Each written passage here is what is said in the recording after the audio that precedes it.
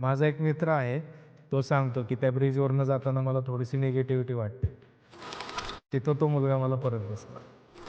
पाठीमागून कोणतरी माझा पाठलाग करतंय. घराचं जे मेन डोर आहे ते वाजवलं कोणी. माझ्या डोळ्यासमोर माझी उभी होती आणि तिचे अक्षरशः डोळे गालापर्यंत खाली लोंबत होते. अरे बापरे! हो. ते बघून ती जायला उलटा झाला. आणि जो चाकू मी घेतला होता लिंबू कट करायला, तर तो चाकू तिला हवा होता.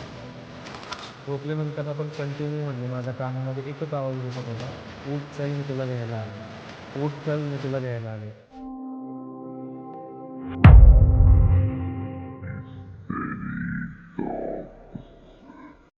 नमस्कार मित्रांनो, मी तुमचा मित्र वीरेंद्र मोहिते पाटील आणि तुमचं स्वागत आहे आपल्या मिस्टर टॉक्स या चॅनलवर. तर आजही आपल्याकडे जे आपले पाहुणे आलेले आहेत, त्यांचं नाव आहे दर्शन. त्यांच्यासोबतही खूप अनुभव घडलेले आहेत आणि त्यांनी बऱ्याच लोकांचे प्रॉब्लेमही सॉल्व्ह केलेले आहेत. तर ते कसे केलेले आहेत प्रॉब्लेम सॉल्व्ह, त्यांच्यावर काय-काय परिस्थिती आली होती, ते आज आपण त्यांच्याकडनं ऐकणार आहोत. नमस्कार दर्शन सर. नमस्कार. आता राहिले कुठे सर तुम्ही? मी पुण्यात कोथरूडला राहतो. काय-काय, कसे-कसे अनुभव होते आणि सगळ्यात भयंकर अनुभव कुठला होता? सगळ्यात भयंकर अनुभव म्हणजे जसं की आपला पहिला पॉडकास्ट झाला, त्यावेळेस मी तुला माझे पहिले जे एक्सपिरियन्स मला आले होते, ते मी तुला सांगितले आणि त्याच वेळेस मी तुला सांगितलं होतं, की मी फक्त 2च असे अनुभव घडले, की ज्यावेळेस मी खूप घाबरलो होतो. बरोबर. तर त्यातला पहिला अनुभव तर मी त्याच्यामध्ये शेअर केलाच होता. तर आता दुसरा अनुभव तुला सांगतो. 2023 मध्ये म्हणजे गणपतीचा सीझन होता आणि जी श्रावण अमावस्या असते, ज्यावेळेस पोळा असतो, तर त्या अमावस्येला मी गणपतीच्या शॉपिंगसाठी पुण्यामध्ये गेलो होतो मंडईला. तर माझी ऑफिसची कलीग ते धनकवडीवरून आली होती आणि मी कोथरूडवरून गेलो होतो. सगळी शॉपिंग वगैरे झाली आणि शॉपिंग करता-करता 10-10:30ला पाऊस यायला सुरुवात झाली. पाऊस चालू झाल्यावरती पाऊस काय थांबायचं नाव घेत नव्हता. त्यामुळे मी आपलं निघालो सगळं सामान घेऊन डिक्कीमध्ये सामान ठेवलं आणि मी निघालो. निघाल्यावरती येताना पुणे हॉस्पिटलचा जो ब्रिज आहे, तर त्या ब्रिजपर्यंत मी पोहोचलो. पोहोचल्यानंतर अचानक खूपच जास्त थंडी वाजायला लागली. जनरल जी पावसात थंडी असते त्याच्यापेक्षा भयंकर, की धो-धो पावसात कशी थंडी वाजते, हो.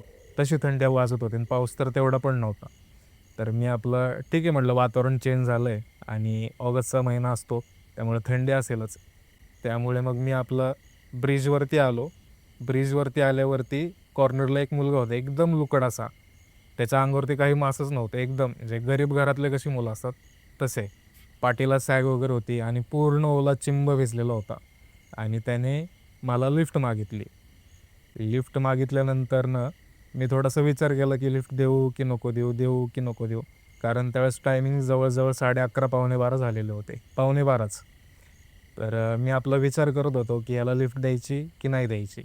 तर विचार करतच मी थोडं ब्रिजच्या अर्ध्यापर्यंत आलो आणि तो पाठीमागेच राहिला आणि तो तसाच हात करत होता आणि मी बघत होतो मिररमधून. तर मी आपलं गाडी स्टँडला लावली. म्हटलं द्यावीच लिफ्ट आणि पाठीमागं वळून त्याला हात करणार. पाठीमागं बघितलं तर तो मुलगा नव्हताच तिथे, की अंधारात एखादी गोष्ट अंधारात कशी गायब होते हो. किंवा अंधार एखाद्या गोष्टीला कसं गिळून टाकतो, तसं झालं होतं, की तो मुलगा तिथे दिसलाच नाही मला. दिसला नाही मग मी थोडासा 2 मिनिटं विचार केला, की कुठे गेला असेल. थोडं पाठीमागे फिरून गेलो चालत, कारण गाड्या पण नव्हत्या रात्री. म्हटलं कुठेतरी मागे वगैरे गेला असेल किंवा रिटर्न गेला असेल. पण मागे मला कोणी दिसलंच नाही. ठीक आहे जाऊ दे म्हटलं असेल काहीतरी. परत मला असा अंगावरती एकदम भयानक काटा आला. अंगावरती काटा आला म्हटलं थंडीमुळे होत असेल, पण ते फार विचित्र होतं. मग त्याच्यानंतर विजा वगैरे कडकडायला लागल्या. मी आपलं गाडीवरती म्हणलं आता इथं थांबलो तर भिजत जाईल. भरपूर भिजेल मी. त्यापेक्षा आपलं पटकन घरी निघून जावं किंवा पुढे कुठेतरी आडोशाला थांबावं. मग मी आपली गाडी स्टार्ट केली आणि ब्रिज जिथं एंड होतो, तिथं तो मुलगा मला परत दिसला. अरे बापरे! हां. ऑटोमॅटिक माझा ब्रेक दाबला गेला आणि मी त्याच्याकडं असं बघतच राहिलो, की नाही का हा मुलगा कसा काय? आणि मी ज्यावेळेस त्याच्याकडं नीट बघितल्यावरती तो त्यावेळेस लुकडा होता ना, तर ह्यावेळेस त्याचं पूर्ण अंग सुजलेलं होतं आणि त्याची जी स्किन होती, ती स्किन पूर्ण अशी काळं चमडं कसं असतं सडलेलं, जळलेलं. जळलेलं. हां. जळून किंवा पाण्यात भिजवून कसं सडतं मांस, हो. तसं त्याचं शरीराचं पूर्ण मांस होतं आणि तो इतका भयानक दिसत होता आणि माझ्याकडे बघून स्माईल देत होता. आणि तुमचं आणि त्याचं अंतर केवढं होतं? 10 पावलाचं फक्त. बापरे! फक्त 10 पावलाचं. मग त्याच्या अंगाचा असा उग्र वगैरे वास येत नव्हता का? पाऊस होता ना, त्यामुळे असं मला वाटलं पावसाचाच वास येतो की आपण अत्यंत असं मासे वगैरे मेल्यावरती कसा वास येतो, सडलेला एकदम कुब्बट. कुबट, तसा वास येत होता त्याच्या अंगाचा. एकदम असा मशाळ मशाळ हिवाळा असा वास त्याचा येत होता. तर मी त्याला नीट निरखून बघितलं, कारण मला आता सवय झालेली आहे. त्यामुळे त्याला नीट निरखून बघितलं मी, तर त्याचं पूर्ण शरीर सडलेलं होतं. पूर्ण कपडे आहे तेच होते, पण त्याची बॉडी, त्याची बॅग वगैरे तशीच पाठीला होती आणि तो पूर्ण सडलेला होता. आणि त्याचे डोळे, शेंद्राचा रंग कसा असतो हो. एकदम भगवा लालसर, तसे त्याचे डोळे होते आणि प्रचंड मोठे मोठे. आणि त्याच्याकडं मी बघितलं आणि त्याने मला इतकी भयानक स्माईल दिली की दुसऱ्यांदा मी माझ्या लाईफमध्ये एवढा घाबरलो मी. मला इतकी भीती वाटली, इतकी भीती वाटली की मी कसलाच विचार न करता गाडी स्टार्ट करत होतो, पण गाडी स्टार्ट होत नव्हती. बापरे! मी 4-5 वेळा प्रयत्न केला. बटन दाबतोय, बटन दाबतोय, गाडी काय स्टार्टच होईना. शेवटी मी 5 वेळा किक मारली, तरी पण गाडी चालू होईना आणि तो तसाच माझ्याकडे एकटक बघत होता. तर मी देवाचं नाव घेतलं, देवीला हाक मारली, बाई म्हणलं वाचव, म्हणलं काय असेल नसेल मला ह्याच्यातून सोडव. किक मारली, 3-4 वेळा ट्राय केलं, परत देवीला आवाज दिला. मग नशिबाने माझ्या गाडी चालू झाली. मी तिथून निघालो तर डायरेक्ट मी घरीच येऊन पोचलो. घरी पोचलो तर मी डायरेक्ट पायरीवरती सगळं सामान-बिमान सगळं डिक्कीमध्ये तसंच. म्हणजे मला ते भानच नाही राहिलं की ते सामान आपल्याला घरी घेऊन जायचं आहे. मी डिक्कीसुद्धा नाही उघडली. गाडी लावली आणि डायरेक्ट घरी गेलो आणि घराच्या पायरीवरती बसलो, असं 2 मिनटं डोक्याला हात लावून. आणि माझा श्वास इतका वाढला होता की BP हाय झाल्यावरती कसं होतं तसं. आणि त्यावेळेस जी थंडी वाजत होती, माझी पूर्ण थंडी निघून गेली होती आणि मला घाम फुटला होता तेवढ्या पावसामध्ये. कारण जाणवत होतं, कारण पाणी आणि घाम सगळं मिक्स पूर्ण असं भयानक मला त्रास झाला होता. मग घरच्यांनी विचारलं, "काय झालं, काय झालं?" मग मी सांगितलं, असं-असं मला एक मुलगा दिसला. मग ठीक आहे म्हणले. पाणी वगैरे दिलं. मग घरात गेलो. अंघोळ केली पहिली. देवीच्या पाया वगैरे पडलो, अंगारा लावला आणि झोपलो.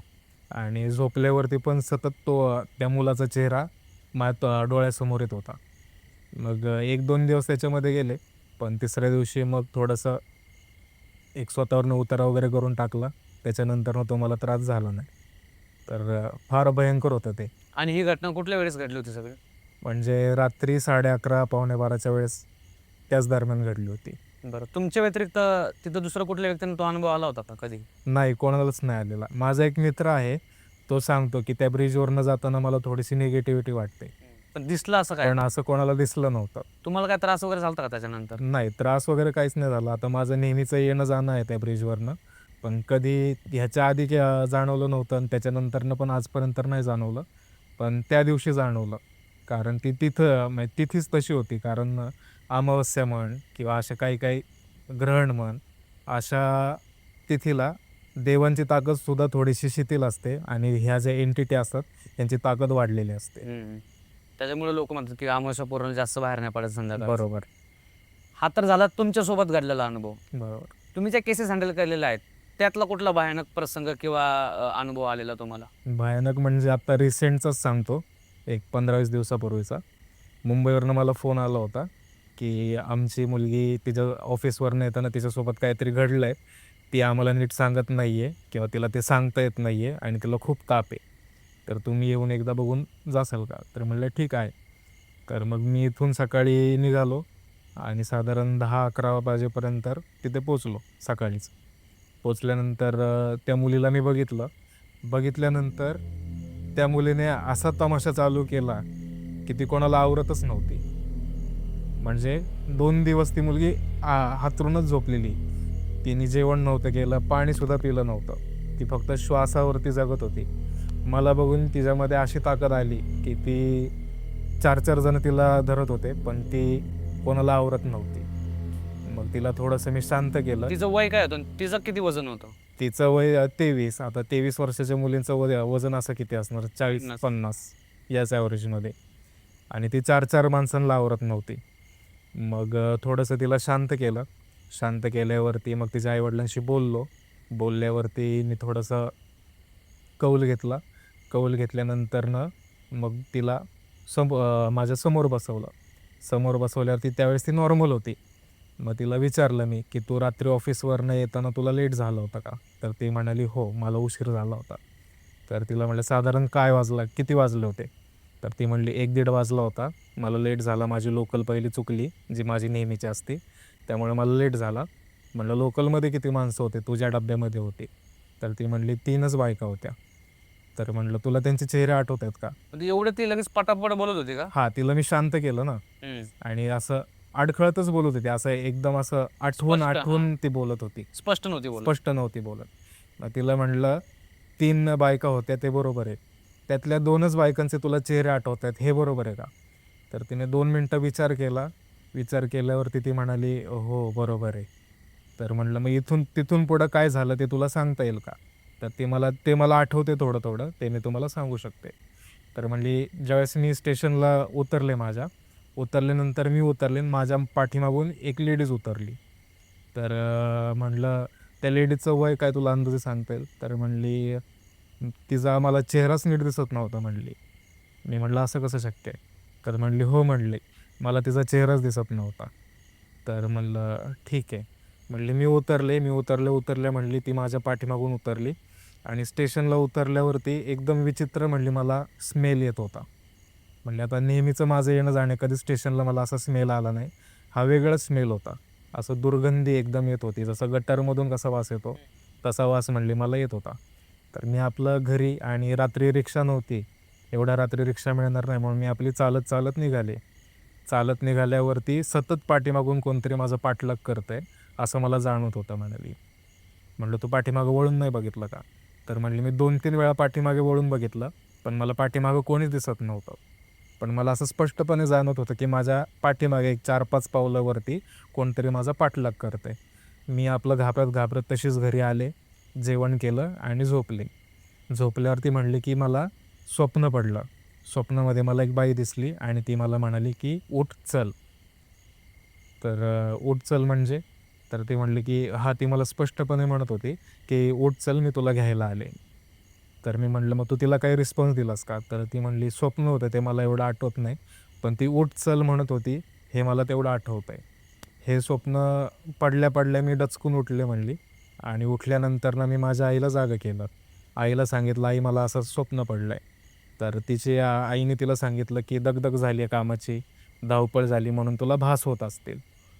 तर म्हणून मी झोपले. मी थोडंसं पाणी पिलं आणि झोपले. तर त्यावेळेस टायमिंग झाला होता 2:30 ते 3. तर कंटिन्यू झोपल्यानंतर आपण कंटिन्यू म्हणली माझ्या कानामध्ये एकच आवाज घुमत होता, "उठ चल मी तुला घ्यायला आले. उठ चल मी तुला घ्यायला आले." आणि त्याच्यानंतरनं म्हणली माझी शुद्ध थोडी-थोडी हरपत म्हणजे भान गेल्यासारखं मला होत होतं. मला वाटत होतं, की म्हणली मला झोप आली आहे, पण ती झोप नव्हती. मला असं शुद्ध नसल्यासारखं झालं होतं. आणि तरी मी झोपण्याचा भरपूर प्रयत्न केला, पण मला झोप काय लागत नव्हती. थोडी-थोडी शुद्ध माझी हरपायची आणि साधारण म्हणली 4च्या दरम्यान घराचं जे मेन डोअर आहे, ते वाजवलं कोणीतरी आणि घरातले कोण बराच वेळ वाजत होतं. मी काय उठले नाही. मला वाटलं आई उठेल, बाबा उठतील, कोणतरी उठेल, पण कोणीच उठलं नाही. शेवटी म्हणले मीच उठले. उठल्यावरती मी त्याच भानामध्ये म्हणली दरवाजा उघडला. दरवाजा उघडल्यावरती एक बाई म्हणली दारामध्ये उभी होती आणि तिने मला पाणी मागितलं. तर ती म्हणाली माझी मती एवढी हरवली होती त्यावेळेस, की मी हा थोडा पण विचार नाही केला, की एवढ्या पहाटे आपल्या दारामध्ये कोण येणार आणि पाणी पण कोण मागणार. तर मी हा विचार काहीच नाही केला. ती म्हणली जसं काय माझ्यावरती भानामती झाली. मी असं मोहित झाले होते त्या बाईकडे. ती ती म्हणाली आकर्षक. आकर्षित झाले. ती म्हणली मला पाणी दे. मी कसलाच विचार न करता रिटर्न गेले, किचनमध्ये गेले. ग्लासभर पाणी घेतलं आणि रिटर्न आले तिला पाणी द्यायला. ज्यावेळेस तिला मी पाणी द्यायला गेले, तर त्यावेळेस ती पहिली जी बाई होती, तर त्यावेळेस तिचा जो अवतार होता, जो नॉर्मल होता, तर सेकंड टाईम तो तिचा अवतार तसा नव्हताच. तिचा पूर्ण अवतार म्हणली चेंज झालेला होता. पूर्ण म्हणजे पूर्ण. एक जळलेली बाई माझ्या डोळ्यासमोर म्हणली उभी होती आणि तिचे अक्षरशः डोळे गालापर्यंत खाली लोंबत होते. अरे बापरे! हो. आणि तिने हात पुढे करून ती तिला असं करत होती. तिने ॲक्शन वगैरे करून दाखवली. तर तिने हात पुढे करून मला असं करत होती. तर मी पण तिच्याकडे एकटक बघत राहिले म्हणली आणि तिथेच चक्कर येऊन पडली. चक्कर येऊन पडल्यावरती आणि हा प्रसंग कुठल्या टायमिंगला घडला? 4-4:30च्या दरम्यान. दुपारी? नाही, रात्री, अच्छा, रात्री. पहाटे. तर चक्कर येऊन पडली चक्कर येऊन पडल्यावरती मग तिच्या आईने वगैरे सगळ्यांना जाग आली, कारण हातात पाण्याचा ग्लास होता, तो पडल्यामुळं आवाज झाला. आवाज झाल्यावरती मग तिथून पुढचं म्हणली मला आठवत नाही. मग तिच्या आईने सांगितलं की मग आम्ही तिला उठवलं. आवाज झाल्यामुळं आम्ही उठलो. आम्ही तिला उठवलं, आतमध्ये रूममध्ये नेलं. रूममध्ये नेल्यावरती ती फक्त एकच शब्द बडबड करत होती, ती मला घ्यायला आली आहे, ती मला घ्यायला आली आहे. ती एकच शब्द बोलत होती, बाकी दुसरं काही बोलतच नव्हती. आम्ही तिला खूप प्रयत्न केला, तोंडावरती पाणी शिंपडलं, जवळजवळ म्हणली मग तिच्या डोक्यावरती पाणी ओतलं, पण ती शुद्धीतच येत नव्हती. तिच्या तोंडातून कंटिन्यू एकच शब्द होता की ती मला घ्यायला आली आहे, ती मला घ्यायला आली आहे. आणि सकाळी 6च्या दरम्यान तिला एवढा भयंकर ताप आला की तवा कसा तापतो तसं शरीराचे तिच्या चटके बसत होते. ती ज्या बेडवरती झोपली होती तिचं हातरून जास्त ते सुद्धा गरम झालेलं होतं, एवढा तिला ताप आला होता. मग त्याच्यानंतरनं मग त्यांच्या फॅमिली डॉक्टरला घरी बोलवलं. घरी बोलवल्यावरती तिचा BP वगैरे सगळं चेक केलं. BP वगैरे सगळं नॉर्मल होता, पण ताप होता भरपूर. मग डॉक्टरांनी गोळ्या औषधं दिले, तर गोळ्या औषधं घेतले. पहिला दिवस झाला तरी पण तिचा ताप उतरत नव्हता. मग दुसऱ्या दिवशी सकाळी वाट बघितली ताप उतरायची, तरी पण ताप उतरत नव्हता. मग दुपारच्या वेळेस परत ती असं बरळायला लागली की मला ती घ्यायला आली आहे, मला जायचं आहे. दुपारी साधारण 12:30-1 वाजता मला ती घ्यायला आली आहे, मला जायचं आहे. आता ती यावेळेस काय म्हणत होती की मला जायचं आहे. एक दिवस ती काय म्हणाली, ती मला फक्त घ्यायला आली. हो. आणि ती मला बोलवते. आणि दुसऱ्या दिवशी ती म्हणत होती की मला पण जायचं आहे. म्हणजे जी एंटिटी तिच्यासोबत आली होती, तर तिने तिला पूर्ण आकर्षित केलं होतं, वशमध्ये केलं. वशमध्ये केलं होतं. मग त्यांचा मला फोन आल्यावरती मग मी गेलो. मग एक रिंगण केलं, रिंगणामध्ये तिला बसवलं. बसवल्यावरती एक उतारा करायचा होता छोटासा म्हणजे बाकीच्यांसाठी माझ्यासाठी छोटासा, बाकीच्यांसाठी मोठा उतारा, भरपूर मोठा उतारा होता तो तसा. तर सगळं सामान वगैरे मी सांगितलं, ते त्यांनी आणलं. आणल्यावरती मी तयारी करत होतो, तिला रिंगणामध्ये बसवलं आणि पहिलंच लिंबू मी फक्त कट केलं. लिंबू कट केल्या ती अशी काय उधळली की सांगता सोय नाही. एखादं पिसळलेलं कुत्रं कसं हे बावचळतं, हां, तशी ती बावचळली आणि गुरगुर करायला लागली माझ्याकडे बघून. परत सेम जसं मी गेल्या ती करत होती तसं, पण ह्यावेळेस थोडं जास्त, खूप म्हणजे खूप. तिने जवळजवळ आमच्या सगळ्यांसमोर स्वतःच्या अंगावरती, पायावरती स्वतःच्याच नखाने असं वरखडे मारून घेतले होते. इतके वरखडे भयानक, आणि तिचा चेहरा पण एका क्षणामध्ये पूर्ण काळा पडला होता, बापरे. पूर्ण. म्हणजे तिची आई म्हणत होती की माझी आई माझी पोरगी इतकी गोरीपान आहे आणि ही 2 दिवसात एवढी काळी कशी काय पडली. आणि आत्ता जसं तुम्ही रिंगणात बसवलं तर तिचा चेहरा अजूनच खराब दिसायला लागला आहे, की माझी मुलगीच नाही, हा चेहरा तिचा नाहीच आहे, असं तिची आई स्वतः म्हणत होती. तर तिने भरपूर म्हणजे भयानक त्रास दिला. संपूर्ण घरातले तिचे चुलते वगैरे आले होते, ते तिला धरत होते, पकडत होते, पण ती त्यांना आवरत नव्हती. एकदम विचित्र प्रकार तो चालू होता. ती स्वतःचे केस तोडत होती. तिने जवळजवळ स्वतःचे केस एवढे असे तोडले होते स्वतःच्या हाताने, म्हणजे direct अशी हे ओढायची, ओढून तोडायची direct. तोडायचे केस. तर केस तोडून तिने असे एवढे केस असे तोडले होते. मग त्याच्यामुळे तिच्या स्कार्पला काही प्रॉब्लेम झाला नाही का? स्काल्पमध्ये जखमा झाल्या ना तिच्या बापरे. भरपूर, म्हणजे रक्त वगैरे येत होतं तिथून. तर मग खूप भयानक तिला त्रास चालू झाला. तिने हातावरती स्वतःच्या नखं मारून घेतले, म्हणजे स्वतःला सगळं ती जखमा देत होती. जखमा देत होती. आणि जो चाकू मी घेतला होता लिंबू कट करायला, तर तो चाकू तिला हवा होता. तर मग मी तिच्याशी थोडंसं अंगार तिच्यावरती फेकल्यावरती थोडीशी शांत झाली. मग तिला विचारलं तुला काय पाहिजे, तर ती म्हणाली मला काहीच नको, पण मी ह्या मुलीला घेऊन जाणार आहे. तर तिला म्हटलं आम्ही जाऊ नाही दिलं तर मग ती म्हणाली की तुम्ही कितीही काही प्रयत्न करा, पण मी हिला घेऊन जाणार. पण कसं असतं, एखादी वाईट एंटिटी कितीही शक्ती असू दे, देवापुढे कोणाचाच इलाज चालत नाही. बरोबर.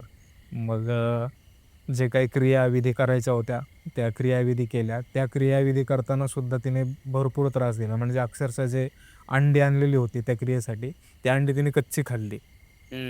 व्हेजिटेरियन मुलगी बरं का, लहानपणापासून कधीच नाही होतं कधीच नाही.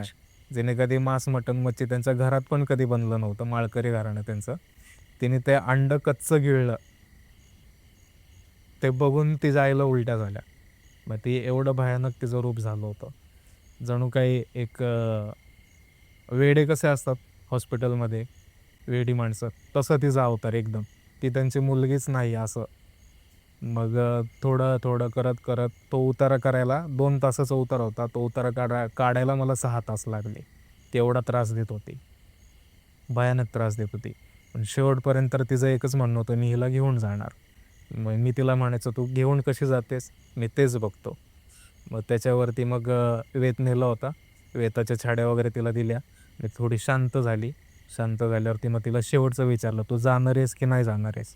तर ती म्हणाली, हो मी जाणार आहे, पण तिने ही चूक केली नसती तर मी तिच्या मागे आले नसते. तर म्हणलं, तिने काय चूक केली? तर म्हणे की ज्या जागेवरती मी बसते ना त्याच जागेवरती येऊन बसली होती आधीच.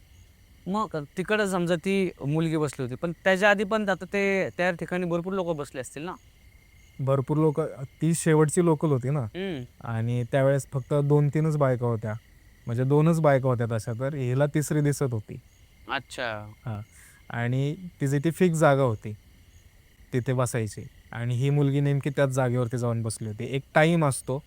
तो टाईम कसा असतो, एक महिन्याभरातून, 15 दिवसातून किंवा वर्षातून असा एकदाच तो टायमिंग येतो.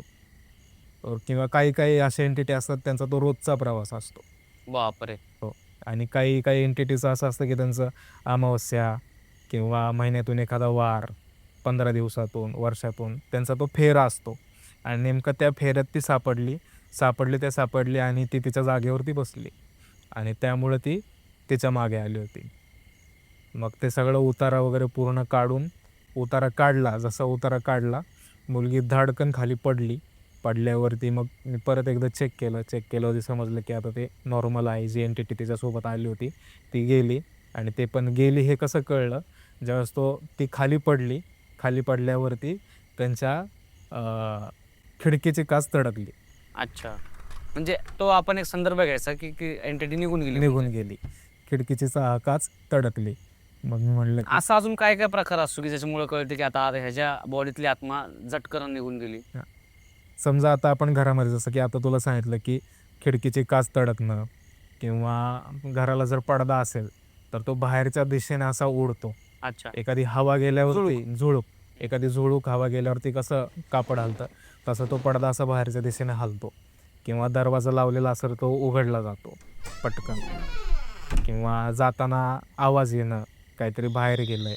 आणि ज्यावेळेस ती एखादी वाईट शक्ती घरातून बाहेर पडते ना, त्यावेळेस आपल्या स्वतःला असं नॉर्मल रिलॅक्स फील होतं त्यावेळेस. आणि ते जाणवतं. आणि फक्त आध्यात्मिक क्षेत्रातल्या लोकांनाच नाही, तर सामान्य जे लोक आहेत त्यांनासुद्धा असं मोकळं मोकळं वाटतं. हलका हलका. हलकं हलकं वाटतं की आता आपल्या घरातलं काहीतरी एक निगेटिव्हिटी बाहेर पडली आहे. बरं. मग त्याच्यानंतर काय झालं? ते एंटिटी काचेद्वारे बाहेर गेल्यानंतर? बाहेर गेली. त्याच्यानंतरनं ती मुलगी जवळजवळ अर्धा एक तास शुद्धीत नव्हती. मग त्याच्यानंतरनं ती उठली. उठल्यावरती मग तिला थोडंसं लिंबू पाणी वगैरे दिलं आणि तिला म्हटलं आधी तिला जेवायला द्या. मग तिला वरण भात थोडंसं आणि सात्विकच जेवण तिला दिलं. दिल्यावरती मग ती रडायला लागली. रडायला लागल्यावरती मी विचारलं, काय झालं? तर म्हणली, तुम्हाला काय सांगू, मला 2 दिवस काय त्रास होत होता. तर म्हणलं, हो तुझ्या आईने सांगितलं, तू काय बडबड करत होतीस? ती म्हणली, फक्त बडबडच नाही म्हणली, मला रात्रभर ती जळलेली भाजलेली बाई माझ्या बेडने अवतीभोवती फिरताना दिसायची. बापरे. आणि ती मला चलच म्हणायची. मग असं सगळं झालं. मग तिला काही गोष्टी दिल्या जवळ ठेवण्यासाठी, की पुन्हा तिच्यावरती हा प्रसंग ओढावू नये. तिला काही गोष्टी सांगितल्या. रात्रीचा प्रवास शक्यतो टाळायचा, कोणतीही मुलगी असू दे. म्हणजे रात्री परफ्यूम लावून फिरणं, अत्तर लावून फिरणं, केस मोकळे सोडून. केस मोकळे सोडून फिरणं, किंवा ओले केस घेऊन बाहेर जाणं दुपारी 12 आणि रात्री 12 नंतरनं, हा काळच चुकीचा आहे. हा काळ त्या वाईट एंटिटीचा असतो. तो प्रहर असतो त्यांचा फिरण्याचा. त्यामध्ये कधीच असं बाहेर पडायचं नाही. फक्त मुलीच नाही, मुलांनी सुद्धा शक्यतो अत्तर लावून स्मशानाच्या ठिकाणी फिरणं वगैरे ह्या गोष्टी टाळल्या पाहिजे. बरं. आता हा जो सगळा प्रकार त्या मुलीसोबत चालू होता, त्यावेळेस तिच्या घरच्यांना काय त्रास झाला का त्या एंटिटीचा? घरच्यांना त्रास नव्हता असा, पण त्यांना प्रचंड निगेटिव्हिटी घरामध्ये जाणवत होती. प्रचंड म्हणजे प्रचंड असं दुर्गंध येणं. आणि अक्षरशः 2 दिवस माळकरी घराणं त्यांचं, रोज सकाळ संध्याकाळ दिवाबत्ती करणारे लोक. तर त्यांनी 2 दिवस घरामध्ये दिवाच लावला नव्हता देवासमोर. बापरे. म्हणजे त्यांची मनस्थितीच नव्हती. नव्हती ती. आणि कशी कोणाची असणार, आपल्या मुलीसोबत एवढं सगळं काय घडतंय, त्यांना माहिती नाही नेमकं काय घडतंय. आणि तिला ज्या जखमा वगैरे झाल्या ज्या तिने हातावर केलत्या, डोक्यामध्ये केलत्या, त्याचं काय पुढं म्हणजे? त्या जखमानंतर तिला 2-3 दिवस दुखल्या. मग तिला सांगितलं दवाखान्यामध्ये जाऊन त्याला मलमपट्टी वगैरे करून घे, आणि मग त्याच्यानंतर मग आता झाली ती रिकवर. बरं. आणि ह्या सगळ्या गोष्टींना टाईम पिरियड किती लागला कव्हर व्हायला, ज्यावेळेस तुम्ही त्यांना भेटल्यानंतर? भेटल्यानंतर संपूर्ण 1 दिवस माझा उतार्यामध्येच गेला. उतारा काढल्यानंतर ज्यावेळेस ती एंटिटी बाहेर पडली, त्याच्यानंतर तो त्रास तिचा बंद झाला. फक्त तिच्यामध्ये वीकनेस होता, कारण 2 दिवस पोरीने अन्न पाणी काहीच घेतलेलं नव्हतं. सगळं सोडलं होतं. सगळं सोडलं होतं आणि पूर्ण कंप्लीट बेडवरती झोपूनच होती. ज्यावेळेस मी त्यांच्या घरामध्ये एंटर केलं, त्यावेळेस तिला जाग आली आणि ती डायरेक्ट माझ्याशी बोलायला लागली. बोलायला म्हणजे भांडायलाच लागली. बरं. तर मित्रांनो, हा आता सरांसोबतचा अनुभव. आणि या व्हिडिओला जर तुम्ही 4,000 लाईक, 150 कमेंट आणि 50,000 व्ह्यूज जर या व्हिडिओला आले, तर आपण सरांची कॉन्टॅक्ट डिटेल लगेच कमेंटमध्ये पिन करणार आहोत आणि त्यांचे सोशल हँडलसुद्धा टाकणार आहोत. तर ह्या व्हिडिओला तुम्ही जेवढ्या लवकरात लवकर जास्त प्रतिसाद द्याल, तेवढ्याच लवकर तुम्हाला दर्शन सरांचे कॉन्टॅक्ट डिटेल्स भेटून जातील. आणि सरांचेही भरपूर काही अनुभव आहेत, ते पण आपण जसं पॉसिबल होईल तसं आपण घेणार आहोत. आणि तेही आपल्या गुगल फॉर्मच्या मार्फतच ह्याच्या आधी भेटले होते. त्याची लिंक आपण दिलेली आहे, ती नक्की बघा तुम्ही. ती लिंक डिस्क्रिप्शनमध्ये आहे आणि कमेंट बॉक्समध्ये पिन केलेली आहे. त्या लिंकवर तुम्ही क्लिक करा, गुगल फॉर्म भरा आणि तुमचे अनुभव लोकांपर्यंत मिस्टर डॉगच्या माध्यमातून पोहोचवा. आणि जर तुम्हाला लगेचच विदिन 1 ते 2 दिवसामध्ये यायचं असेल आपल्या स्टुडिओला अनुभव शेअर करण्यासाठी, तर इंस्टाग्रामची पण लिंक दिलेली आहे. त्या इंस्टाग्रामच्या लिंकवर क्लिक करा आणि आम्हाला तुम्ही मेसेज करा, DM करा.